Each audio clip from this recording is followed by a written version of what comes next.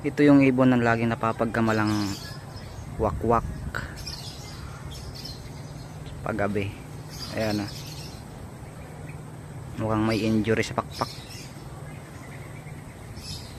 Nakatingin siya sa akin.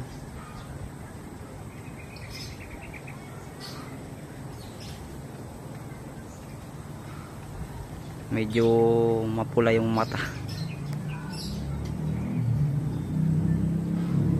Kaya ako malalapitan ko. At dahil hindi nga siya makalipad, ito ang mga nangyari. So ayun, nandito siya kanina, tumalon dito.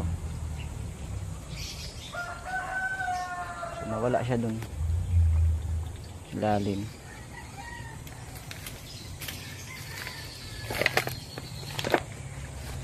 Pumasok siya dun sa sa imbornal. Sinubukan ko nga siyang hanapin at para malapatan natin ng paunang lunas yung kanyang injury sa pakpak, ngunit talagang mailap itong ibon na ito. So natural lang naman sa mga ibon o wildlife ang maging mailap sa tao. Nagtago, talagang mailap, hindi siya makalipad kasi nga may injury sa pakpak.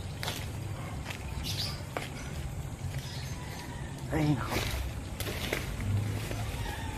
huhulihin ko sana para malapatan ng